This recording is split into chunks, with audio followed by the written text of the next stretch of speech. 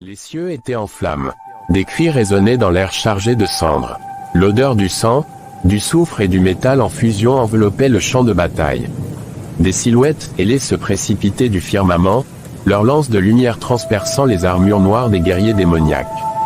Au centre du carnage, une silhouette immense dominait le chaos. Une couronne d'os brisée sur la tête, une armure craquelée par les combats incessants, le roi démon Baal nocturne se dressait, son épée colossale dans une main, un ennemi agonisant dans l'autre. Pathétique, il écrasa le corps angélique contre le sol, réduisant marbre et chair en poussière. Mais même lui, le plus puissant des souverains infernaux, ne pouvait ignorer l'évidence, cette bataille était perdue. Un rire discret attira son attention. Il tourna la tête et trouva son fils, Asmodeus, assis sur les marches du trône, les bras croisés derrière la tête, l'air plus amusé qu'inquiet. « À vous, père, tu es impressionné. » Baal gronda. « Par quoi ? Ta fainéantise légendaire. » Asmodeus haussa un sourcil. « Non, par leur plan. Il faut l'admettre, ils ont été malins. » Baal serra les dents. Il refusait d'admettre que son fils avait raison. Les anges et leurs alliés avaient attendu le moment parfait. Une attaque éclair, une trahison de l'intérieur, et une magie divine conçue pour sceller son pouvoir. Les chaînes dorées commencèrent à apparaître autour de lui.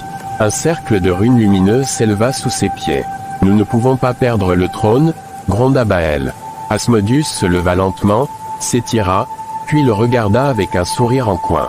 « Nous, oh, moi, je ne perds rien du tout. C'est toi qu'ils veulent enfermer dans une jolie petite boîte cosmique. » Les chaînes s'enroulèrent autour du roi démon. Il rugit, déchaîna un feu infernal qui carbonisa des dizaines d'assaillants, mais l'enchantement tenait bon. Avant de disparaître, Baal jeta un dernier regard à son fils. « Hérite de mon empire, ou brûle. » Puis il fut englouti par la lumière. Asmodeus regarda la scène en silence. Un ange avança, sa lance pointée vers lui. « Tu ne comptes pas fuir. » Un sourire narquois s'étira sur le visage du démon. « Pourquoi fuir ? Je voulais juste voir jusqu'où ça irait. » Il tendit la main. Une onde noire explosa autour de lui. En un instant, le sol s'effondra, le ciel se déchira, et les cris d'agonie remplacèrent les hurlements de guerre. Lorsqu'il ne resta plus que des ruines, Asmodeus soupira. « J'imagine que je suis roi, maintenant. » La légende de l'héritier commençait. Le trône était froid. Asmodeus s'y affala, une jambe jetée par-dessus la coudoir, les yeux levés vers le plafond voûté. Autour de lui, des colonnes brisées fumaient encore, des cadavres jonchaient le sol, et le silence pesant d'un royaume en transition s'installait. Quelques survivants s'avançaient prudemment, d'anciens généraux de son père. Des traîtres encore indécis, des espions qui cherchaient à jauger la situation. Un démon aux cornes dorées s'agenouilla devant lui. « Seigneur, nous attendons vos ordres. » Asmodeus soupira. « Vous attendez quoi, exactement ?» Le démon hésita. « Une déclaration, un plan, une exécution publique pour venger votre père. » Asmodeus haussa un sourcil. « Exécution publique ? Tentant. » Tous sauraient dire. « Mais qui exécuter ? Qui est vraiment coupable ici ?» Il balaya la salle du regard. Certains détournèrent les yeux, d'autres restèrent impassibles. Il se leva lentement, s'étira et descendit du trône. « D'accord. Écoutez-moi bien. Je n'ai pas envie de gérer ce bordel. Les guerres, les intrigues, les tentatives d'assassinat, trop d'efforts. Alors voilà mon plan. Je vais disparaître pendant un moment, et vous allez tous faire semblant que ça ne vous dérange pas. » Murmure, frisson, incompréhension. Le démon aux cornes dorées se redressa, paniqué. « Mais Seigneur, le royaume a besoin d'un dirigeant. » Asmodeus lui donna une tape amicale sur l'épaule. « Eh bien, trouve-en un. » Avant que quiconque ne puisse protester, une ombre s'éleva sous ses pieds et l'engloutit. Le trône resta vide. Le chaos, lui, n'allait pas tarder à suivre. Le silence s'installa dans l'auberge. Quelques clients baissèrent les yeux, d'autres se figèrent en espérant ne pas attirer l'attention des paladins. Asmodeus, lui, se contenta de reposer sa chope, tapotant son doigt contre le bois de la table. Il jeta un coup d'œil à son reflet dans la bière. Yeux rouges, cheveux noirs, il aurait peut-être dû penser à une meilleure couverture. Le chef des paladins s'avança, son regard scrutant chaque visage avec une intensité qui mettait mal à l'aise.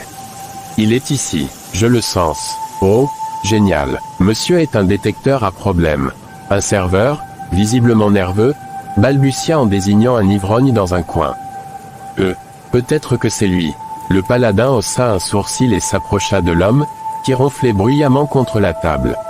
Il l'attrapa par le col et le secoua violemment. « Qui es-tu » L'ivrogne ouvrit un œil trouble et grogna. « Moi, je suis un mec qui veut juste dormir, mon pote. » Le chef des paladins le relâcha avec dégoût. Pas lui. Il fit un pas de plus dans la salle, se rapprochant dangereusement de la table d'Asmodeus. Ce dernier soupira. Autant jouer le jeu. Il leva la main et fit signe au paladin. « Eh, chevalier en fer blanc, vous cherchez quelqu'un avec les yeux rouges et les cheveux noirs, c'est ça ?» Le colosse se retourna brusquement, méfiant. « Oui. » Asmodeus sourit et se pencha légèrement en avant. « Vous savez, je connais un type qui correspond à cette description. Il est vraiment dangereux, vous devriez faire attention. » Le paladin s'approcha davantage, son regard perçant fixé sur lui. « Où est-il » Asmodeus désigna la porte avec un air sérieux. « Il vient de sortir. Si vous courez maintenant, vous avez peut-être une chance de l'attraper. » Le silence régna une seconde. Puis l'un des paladins chuchota. « Capitaine, je crois qu'il se moque de vous. » Le chef des paladins resta immobile, les poings serrés. « Toi, qui es-tu » Asmodeus haussa les épaules. « Juste un voyageur qui apprécie une bonne bière et qui aimerait ne pas être interrompu par des hommes en armure qui sentent la sueur. » Le paladin dégaina son épée, la pointe dirigée vers lui. « Je crois que tu es bien plus que ça. » Asmodeus leva les mains en l'air d'un geste exagéré. « Bravo, Sherlock. Quel sens de la déduction. » Le capitaine ne perdit pas de temps. « Arrêtez-le. Bon, assez joué. » Avant même que les soldats ne bougent, une onde sombre se propagea dans la pièce.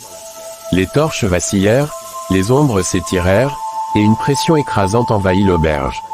Asmodeus se redressa lentement, son sourire moqueur toujours sur les lèvres, mais son regard n'avait plus rien d'amusé. « Vous venez de gâcher ma bière. » L'air devint glacial. La prochaine seconde, le chaos éclata. Les torches vacillèrent, la température chuta brusquement, et une onde invisible traversa l'auberge comme une rafale de vent. Les paladins s'immobilisèrent. Un frisson leur parcourut l'échine. L'un d'eux, plus sensible que les autres, lâcha son épée. Le capitaine resserra sa prise sur son arme. Qu'est-ce que... Il n'eut pas le temps de finir sa phrase. Asmodeus, assis un instant plus tôt, se tenait maintenant devant lui. Personne ne l'avait vu bouger. Les pupilles écarlates du démon brillaient d'une lueur amusée. « Tu as de bons réflexes. Dommage que ça ne serve à rien. » Le capitaine réagit par pur instinct. Il abattit son épée en un éclair, visant le cou du mystérieux inconnu. Le bruit du métal retentit, mais la lame s'arrêta net, suspendue à quelques centimètres du cou d'Asmodeus. Il avait levé un doigt, un seul, et avec ce simple geste, il bloquait l'attaque comme si elle n'était qu'un jouet. « Oups, on dirait que ton arme est cassée. » Une fissure apparut sur l'épée sacrée. Puis une autre. Avant que le paladin ne puisse réagir, l'arme se désintégra dans une poussière d'argent. Un silence de mort tomba sur la pièce. Les autres soldats reculèrent, le visage blême. Le capitaine, lui, resta figé, les yeux écarquillés. Impossible. Asmodeus pencha la tête sur le côté. Crois-moi, c'est possible. Et vu ton expression, tu commences à comprendre qui je suis. Le paladin trembla légèrement. Il n'avait aucune confirmation, mais au fond de lui, il savait. Ce pouvoir, cette aura. Ce type n'était pas juste un fugitif. C'était un monstre. Les clients de l'auberge, eux, se faisaient aussi petits que possible, priant intérieurement pour ne pas être impliqués. Asmodeus soupira et recula de quelques pas. Bon, d'habitude, c'est à ce moment-là que les gens fuient en hurlant. Mais si vous voulez encore tenter votre chance, je ne vais pas vous en empêcher. Les paladins échangèrent un regard. Puis, l'un après l'autre, ils déguerpirent sans demander leur reste, bousculant table et chaises dans leur fuite précipitée. Le capitaine, resté seul face à lui, serra les dents. Ce n'est pas fini. Asmodeus lui adressa un sourire amusé. Je compte bien voir jusqu'où tu iras. Puis, sans prévenir, il disparut dans une ombre mouvante, laissant derrière lui un capitaine tremblant et une auberge pétrifiée. La légende de l'héritier ne faisait que commencer. Asmodeus émergea des ombres dans une ruelle sombre, loin de l'auberge désormais en ébullition. Il sourit en imaginant les récits exagérés que les témoins allaient propager. La légende de l'héritier du roi démon prendrait de l'ampleur, qu'il le veuille ou non. Il se redressa, époussetant sa tunique. La nuit était encore jeune, et le monde humain offrait une multitude de distractions. En s'aventurant plus profondément dans la ville, il remarqua une agitation inhabituelle près du marché central. Une foule s'était rassemblée autour d'un estrade improvisé où un orateur passionné haranguait les passants. Et je vous le dis, mes amis, le retour du roi démon est imminent. Les signes sont là, les étoiles elles-mêmes l'annoncent. Asmodeus haussa un sourcil, intrigué. Il se fraya un chemin à travers la foule pour mieux entendre. Nous devons nous préparer. Seuls ceux qui embrasseront la nouvelle ère survivront à la purge qui s'annonce. Un murmure parcourut l'assemblée. Certains semblaient terrifiés, d'autres sceptiques. Asmodeus croisa les bras, amusé. Il ne s'attendait pas à être au centre de prophéties apocalyptiques si tôt. Soudain, une main se posa sur son épaule. Il se retourna pour faire face à une jeune femme aux yeux perçants et à l'allure déterminée. « Toi, dit-elle à voix basse, tu n'es pas d'ici, n'est-ce pas ?» Il sourit légèrement. « On peut dire ça. » Elle le scruta un instant avant de hocher la tête. « Suis-moi. Il n'est pas sûr de rester ici. » Intrigué, Asmodeus la suivit à travers les ruelles sinueuses jusqu'à une petite maison discrète. Une fois à l'intérieur, elle verrouilla la porte et se tourna vers lui. « Je m'appelle Lyra. Je fais partie d'un groupe qui s'oppose à ces fanatiques. Nous croyons que quelqu'un manipule les peurs des gens pour son propre bénéfice. » Asmodeus s'adossa au mur, croisant les bras. « Et que voulez-vous de moi ?» Lyra le fixa, déterminé. « Nous avons besoin de toute l'aide possible pour démasquer celui qui est derrière tout ça. Quelqu'un qui possède une perspective différente pourrait être un atout précieux. » Il réfléchit un instant. Après tout, il cherchait une distraction. « Très bien, Lyra, je suis partant pour un peu d'action. » Elle sourit, soulagée. « Parfait, nous commençons dès ce soir. » Asmodeus ne pouvait s'empêcher de penser que cette aventure humaine pourrait être plus divertissante qu'il ne l'avait imaginé. Asmodeus suivit Lyra à travers les ruelles sinueuses de la ville, appréciant la fraîcheur de la nuit et le parfum des fleurs nocturnes. Ils arrivèrent devant une petite maison discrète, où Lyra frappa 3 fois à la porte avant d'entrer. À l'intérieur, un groupe de personnes était réuni autour d'une table, discutant à voix basse. Lyra les présenta un à un. Voici Kael, un ancien soldat. Et voici Mira, une mage talentueux. Enfin, voici Finn, un voleur au grand cœur. Asmodeus les salua d'un signe de tête. Lyra expliqua la situation. Ces fanatiques prétendent que le retour du roi démon est imminent et manipulent les peurs des gens pour asseoir leur pouvoir. Asmodeus haussa un sourcil. Intéressant. Et comment puis-je aider ? Kael prit la parole. Nous avons besoin de preuves pour discréditer ces individus et libérer la ville de leur emprise. Asmodeus sourit. Laissez-moi m'occuper de ça. Cette nuit-là, il se glissa dans les ombres, recueillant des informations et découvrant les secrets sombres des soi-disant prophètes. Au matin, il revint avec des preuves accablantes de leur supercherie. Le groupe organisa une réunion publique, exposant les manipulations des fanatiques. La foule, d'abord hésitante, se rallia rapidement à leur cause. Les faux prophètes furent arrêtés, et la ville retrouva sa tranquillité. Asmodeus, satisfait, se prépara à quitter les lieux. Lyra le rejoignit avant son départ. « Merci pour ton aide. Sans toi, nous n'y serions jamais parvenus. » Asmodeus sourit. « C'était un plaisir. Peut-être que nos chemins se croiseront à nouveau. » Sur ces mots, il disparut dans les ombres, prêt pour sa prochaine aventure. Asmodeus errait dans les ruelles sombres de la ville, appréciant la fraîcheur de la nuit, lorsque son regard fut attiré par une lueur étrange émanant d'une ruelle adjacente. Curieux, il s'approcha et aperçut une silhouette encapuchonnée, murmurant des incantations tout en traçant des symboles lumineux sur le sol. Intrigué, Asmodeus s'avança silencieusement, mais la silhouette sembla le percevoir et se tourna brusquement. « Qui va là ? Montre-toi !» La voix était ferme, mais Asmodeus détecta une note de nervosité. Il s'avança lentement, levant les mains en signe de paix. « Je ne souhaite que la paix. Je suis simplement un voyageur en quête de connaissances. » L'encapuchonné le scruta un instant, puis hocha la tête. « Des connaissances, dis-tu ? Peut-être que tu pourrais m'aider.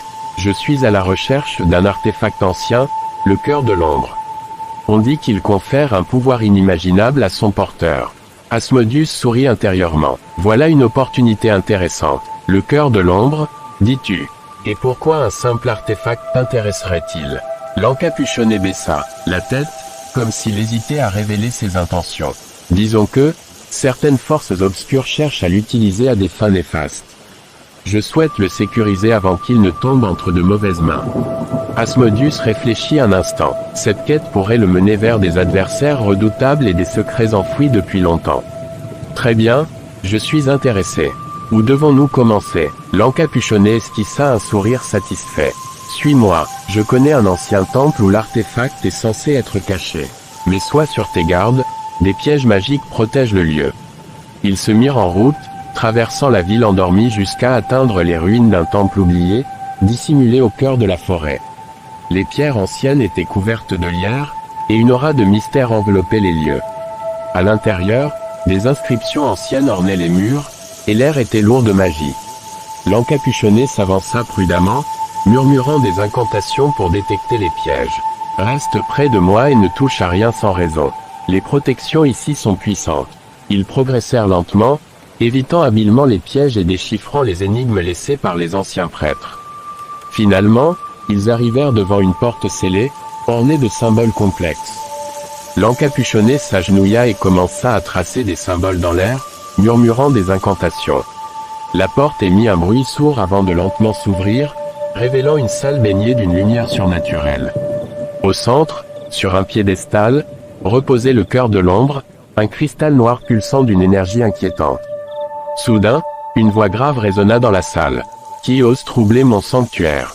Des ombres se détachèrent des murs, prenant forme humaine. Des gardiens spectrales, vestiges des anciens protecteurs du temple, se matérialisèrent, leurs yeux brillant d'une lueur rougeâtre.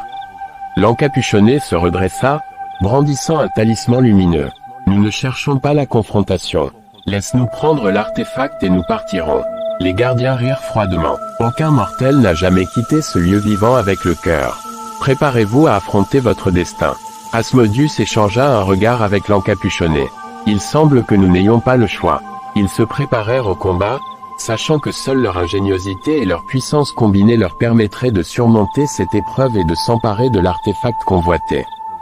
Asmodeus et l'encapuchonné se préparèrent à affronter les gardiens spectrales protégeant le cœur de l'ombre.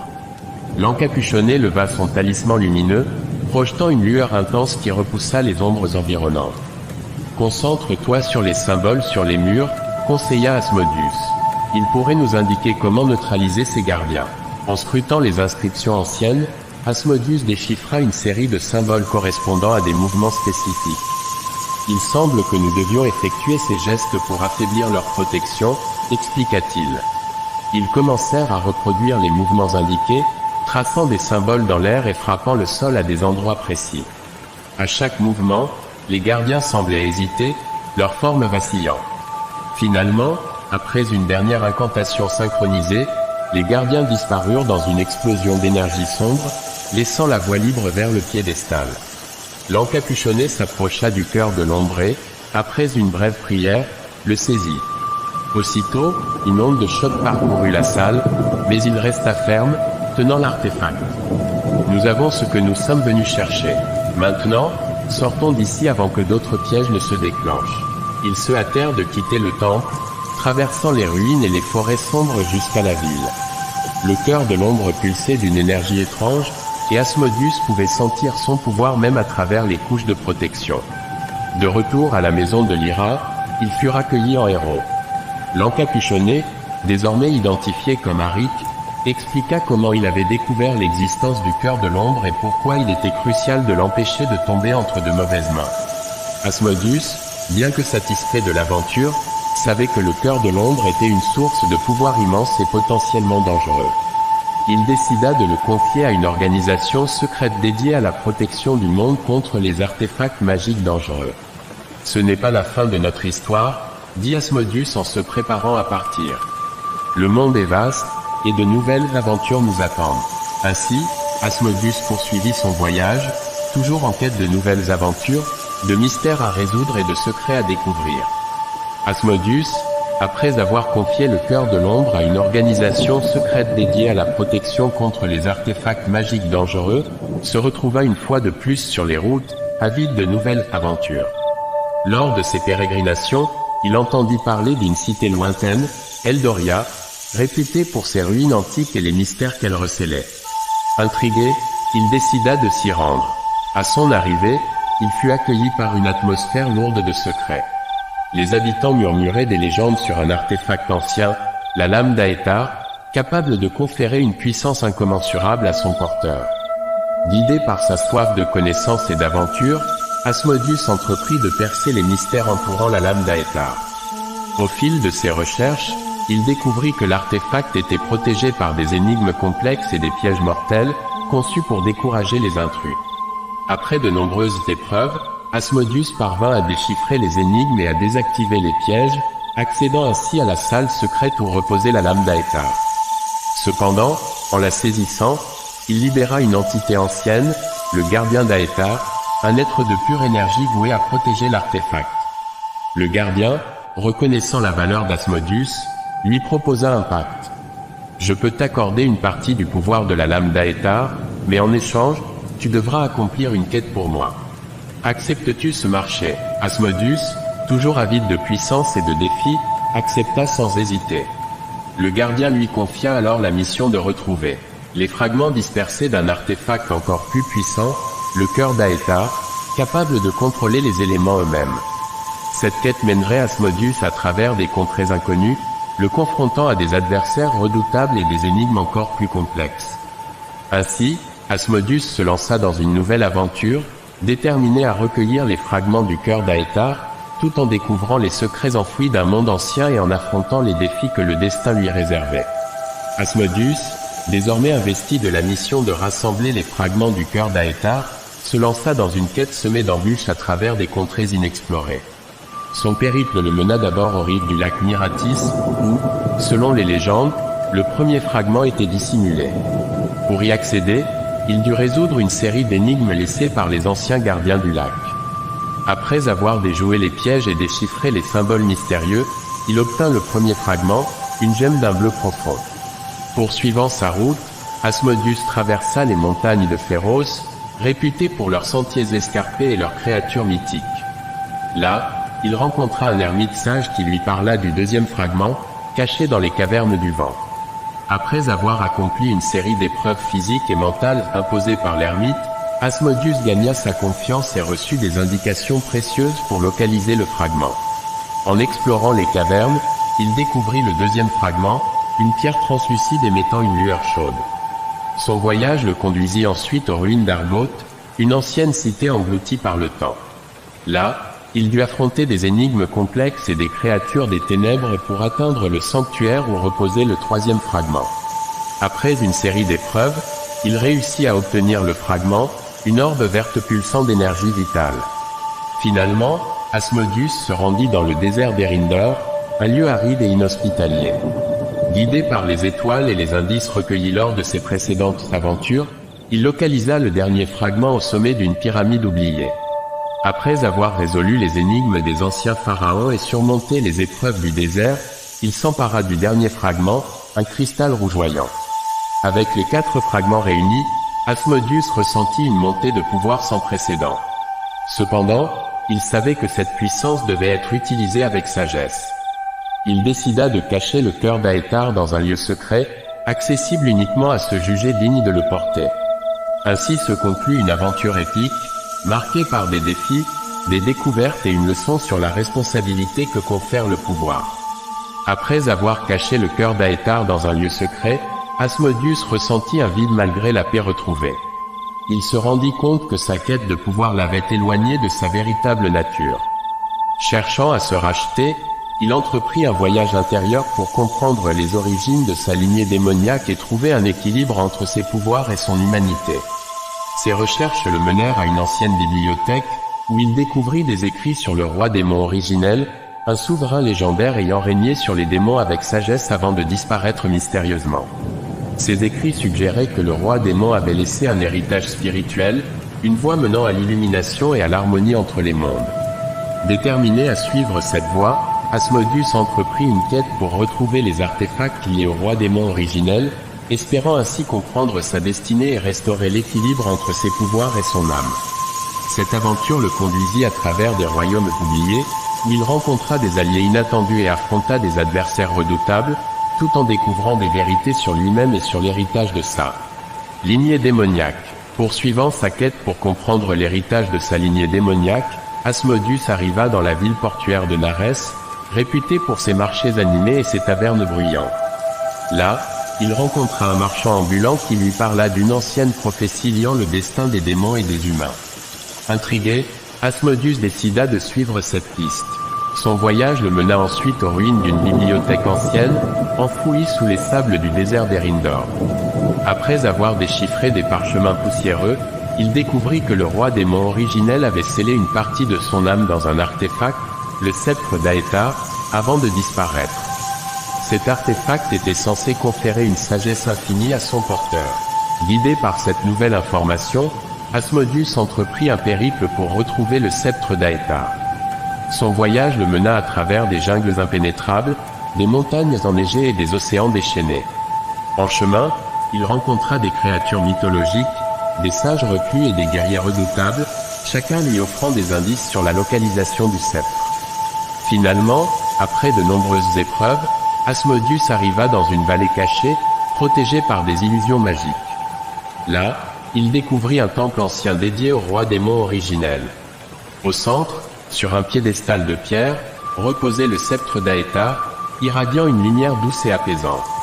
En le saisissant, Asmodeus ressentit une connexion profonde avec son ancêtre, découvrant des secrets enfouis depuis des millénaires.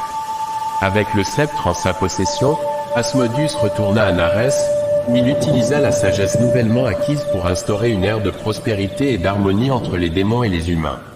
Son nom devint synonyme de paix et de compréhension, marquant le début d'une nouvelle ère pour les deux peuples.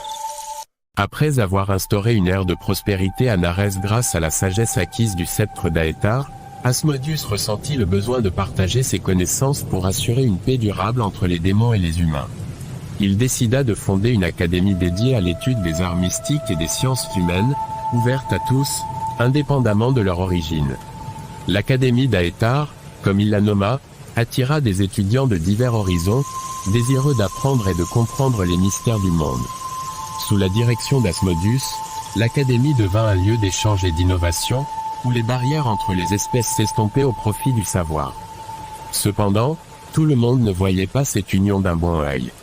Des factions extrémistes, tant humaines que démoniaques, considéraient cette alliance comme une menace à leur identité et à leur pouvoir.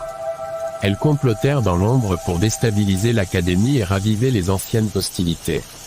Un soir, alors qu'Asmodeus préparait un discours pour la cérémonie de fin d'année, une explosion retentit dans l'aile de l'Académie.